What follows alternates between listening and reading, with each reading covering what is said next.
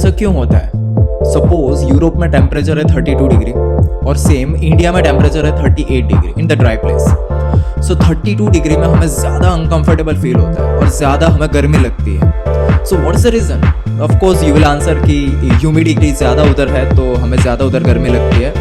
But अगर मैं आपको ऐसा पूछूं कि हमारा बॉडी टेम्परेचर कब तक कूल हो जाता है, कहाँ तक कूल हो सकता है, तो वो आपको कैसे पता चलेगा? So for that we have to understand wet bulb temperature. So hello everyone, welcome back to my channel after a long time. So let's discuss the depth of chemical engineering video, wet bulb temperature. Before discussion begins, for the wet bulb temperature हमें दो बहुत ही important property के बारे में पता होना चाहिए। सबसे पहले है humidity and second one is evaporative cooling. दोनों पैरामीटर में जब भी चेंज होता है वैसे ही वेट बल्ब टेम्परेचर में चेंज होता है। First of all what is humidity? Usually हमें सबको पता है कि एयर में जितना ज़्यादा मॉइस्चर रहता है तो वो ह्यूमिडिटी है। तो as you may see over here, humidity which can be describe in two ways. One that is absolute humidity, okay, जो हम केमिकल इंजीनियरिंग एग्जाम्पल में उसे ज़्यादातर यूज़ करते हैं, which is on the mass basis. Mass basis that mean कि 1 kg अगर मेरे पास ड्राई एयर है तो उसमें कितना kg मॉइस्चर है, okay, so that is the absolute humidity. But usually ज़्यादातर इन मोबाइल एप्लीकेशन और anywhere else on the internet अगर आप देखोगे कि ह्यूमिडिटी दिखाई दे रही है, that is always relative humidity, okay. तो रिलेटिव ह्यूमिडिटी यूजुअली प्रेशर के टर्म में होती है।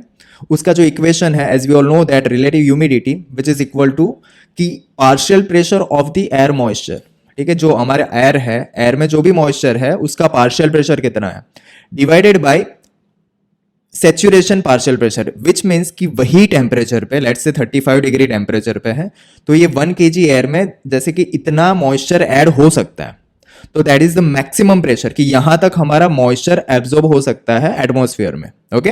तो जितना है डिवाइडेड बाय जितना हो सकता है maximum, so that ratio is called the relative humidity. As you may see in this both image, let's say कि ये एक एयर का सैंपल है, 1 kg एयर का सैंपल है और यहाँ पे भी 1 kg एयर का सैंपल है। बट ये 1 kg में as you may see that कि ये जो मॉइस्चर मैंने ब्लू कलर से दिखाया है, moisture that is water vapour, वो यहाँ पे यूजुअली कम है। बट इन दिस केस ये मॉइस्चर ज़्यादा है, तो हमें ऑफकोर्स पता है कि जो केस में मॉइस्चर कम है वो केस में हमारा पार्शियल प्रेशर भी कम होगा, ओके। और लेट्स से दोनों केस में टेम्परेचर है 35 डिग्री, तो 35 डिग्री पे ये जो हमारा एयर है उसकी मॉइस्चर एब्जॉर्ब करने की कैपेबिलिटी सेम रहती है। तो लेट्स से कि इतना पूरा ये जो मैंने एयर सैंपल लिया, इतना पूरा मॉइस्चर यहाँ पे एब्जॉर्ब हो सकता है। तो पूरे मॉइस्चर का जो भी प्रेशर है that is the saturation pressure, तो PA divided by PA saturation pressure, okay. तो ये तो मैक्सिमम रहेगा, बट ये केस में क्या है, ये मॉइस्चर है वो बहुत ही कम है, ठीक है, तो वहां पे पार्शियल प्रेशर भी वो कम होगा। तो ये केस में हम बोल सकते हैं कि relative humidity in this case is quite less. और हम ऐसा भी बोल सकते हैं कि ये केस में हमारी जो एयर है which is dry air, air बहुत ज्यादा ड्राई है। तो इसका और एक मीनिंग हो सकता है, क्या हो सकता है कि एयर में ज्यादा से ज्यादा मॉइस्चर एब्जॉर्ब करने की एबिलिटी अभी है, क्योंकि ऑलरेडी पार्शियल प्रेशर बहुत कम है, तो हम ज्यादा से ज्यादा मॉइस्चर एयर में ऐड कर सकते हैं। एक केस में आप देख सकते हो कि ऑलरेडी हमारा जो एयर सैंपल है उसमें मॉइस्चर का अमाउंट कंपेरेटिवली ज्यादा है, ठीक है, as you may see that. तो ऑब्वियसली ये केस में जो पार्शियल प्रेशर होगा वो ज्यादा होगा, so of course we may say that कि यहाँ पे रिलेटिव ह्यूमिडिटी भी ज्यादा है। रिलेटिव ह्यूमिडिटी ज्यादा, दैट मीन्स कि ये जो एयर है विच इज ह्यूमिड एयर, हमारी एयर है इसमें ह्यूमिडिटी ज्यादा है, मॉइस्चर का अमाउंट बहुत ही ज्यादा है कंपेयर टू प्रीवियस वन। कि अब ज्यादा मॉइस्चर हम कंपेयर टू दिस केस नहीं ऐड कर सकते, क्योंकि ऑलरेडी उसमें मॉइस्चर ज्यादा है, तो हम ज्यादा मॉइस्चर अब ऐड नहीं कर सकते। इसका मीनिंग ये कि लेट्स से कि नीचे कुछ वाटर अमाउंट है, यहां पे भी नीचे पानी का कुछ अमाउंट है, तो दोनों केस में इवोपरेशन हो रहा है। ये केस में जो भी इवोपरेशन होगा उसका रेट ज्यादा होगा। रेट क्यों ज्यादा होगा? क्योंकि यहाँ पे ड्राइविंग फोर्स ही ज्यादा होगा, ठीक है। यहाँ पे पार्शियल प्रेशर बहुत कम है, यहाँ पे ज्यादा है। बट ये केस में क्या है कि पार्शियल प्रेशर ऑलरेडी ज्यादा है एयर में, और नीचे से जो हम पानी वेपराइज करना चाहते हैं उसका भी कुछ प्रेशर रहेगा, ठीक है। तो ये केस में जो हमारा ड्राइविंग फोर्स मिलता है, प्रेशर का ड्राइविंग फोर्स वो कम मिलता है। तो मीनिंग यही है कि जब हमारी एयर ह्यूमिड रहती है, as you may see over here, तो वो केस में हमारा ड्राइविंग फोर्स रहता है delta P, that is gradient, वो कम रहता है। तो ज्यादा ह्यूमिड एयर में हमारा इवोपरेशन का रेट ही कम हो जाता है, तो एकदम धीरे से इवोपरेशन होगा। बट ये केस में ड्राइविंग फोर्स ही हमारा बहुत ज्यादा है, तो ये केस में हमारा इवोपरेशन ज्यादा होगा, इवोपरेशन का रेट भी ज्यादा होगा, एयर ज्यादा से ज्यादा मॉइस्चर एब्जॉर्ब कर पाएगी। एटमॉस्फेयर में ह्यूमिडिटी कम है तो वो केस में इवोपरेशन ज्यादा हो सकता है, और जैसे ही एटमॉस्फेयर में ह्यूमिडिटी ज्यादा है तो वो केस में इवोपरेशन का रेट कम होगा। Now let's understand this second concept which is evaporative cooling. It completely depends on the humidity. जो हमने अभी तक डिस्कस किया, ह्यूमिड एयर, ड्राई एयर, उसमें इवोपरेशन ज्यादा होता है, कम होता है, तो उसके अकॉर्डिंगली इवोपरेटिव कूलिंग पे इंपैक्ट होती है। सो फर्स्ट ऑफ ऑल हमें पता होना चाहिए इवोपरेटिव कूलिंग क्या है। तो मैं बहुत ही ईजी एग्जांपल देता हूं जो ज्यादातर सबको पता है, कि जब भी हमें स्वेटिंग होता है, पसीना होता है, ठीक है, और जब हम खुली एयर में जाते हैं तो हमें वो कूलिंग इफेक्ट लगती है, हमारी बॉडी पे थोड़ा ठंडा लगता है। सो अल्टीमेटली वो क्या है, इवोपरेटिव कूलिंग है। So let's understand that evaporative cooling नाम में ही दो चीज है, एक तो इवोपरेशन है और उसके बाद कूलिंग हो रही है। So let's understand that with this figure. Suppose this is our skin, ये हमारी स्किन है, ठीक है, दिस इज नॉर्मल कंडीशन। अब क्या हो रहा है, that we are doing exercise, हम जॉगिंग कर रहे हैं, वॉकिंग कर रहे हैं, तो अल्टीमेटली हमें पसीना होता है। सो ये स्वेटिंग क्यों होता है?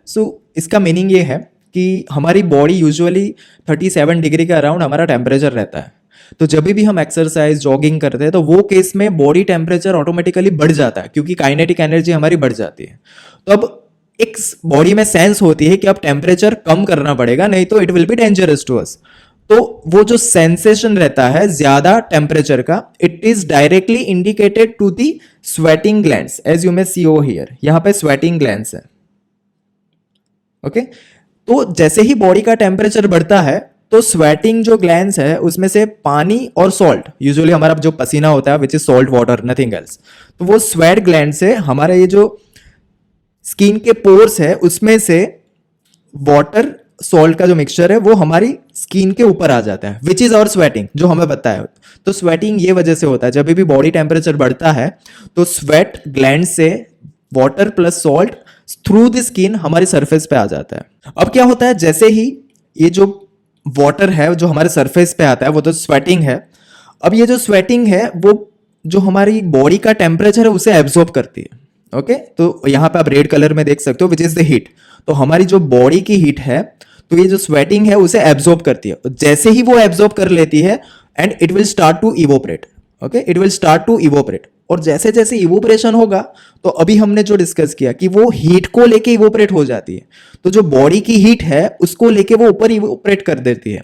इसका मीनिंग ये है कि अब इवोपरेशन के साथ हीट भी निकल गई है, तो हमारे ये जो बॉडी है वहां पे हमें थोड़ा कूलिंग का इफेक्ट होगा, हमारी बॉडी पे कूलिंग का इफेक्ट होगा। जैसे ही ये कूलिंग का इफेक्ट होगा तो हमारा बॉडी का टेम्परेचर है वो धीरे धीरे डाउन होता जाएगा। तो एक नेचुरल प्रोसेस है, जैसे ही हमारे बॉडी में हीट बढ़ गई तो स्वेट ग्लैंड्स के थ्रू स्वेटिंग हमें होता है, और जैसे स्वेटिंग होता है तो स्वेटिंग हमारा बॉडी का हीट लेके इवोपरेट कर जाता है।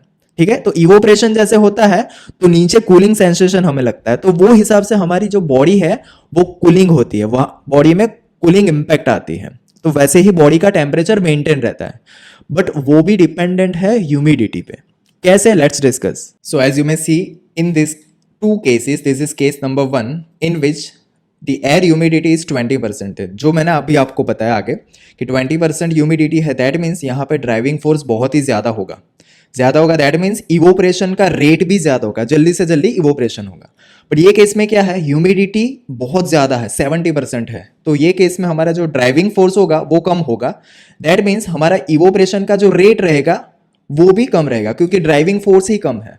तो अब यहाँ पे देखो, let's say this is our skin, skin के ऊपर हमारा स्वेटिंग है, ठीक है। तो अब ये केस में ये बॉडी की जो हीट है, बॉडी की हीट लेके ये इवोपरेशन करने की ट्राई करेगा, इवोपरेशन जल्दी होगा। जैसे ही हमें पता है कि ड्राइविंग फोर्स ज्यादा है तो इवोपरेशन का रेट भी यहाँ पे ज्यादा है, तो ये केस में क्या होगा, ये जो स्वेटिंग है ज्यादा से ज्यादा रेट से इवोपरेट होना चालू कर देगी, इवोपरेशन का रेट जल्दी से बढ़ जाएगा।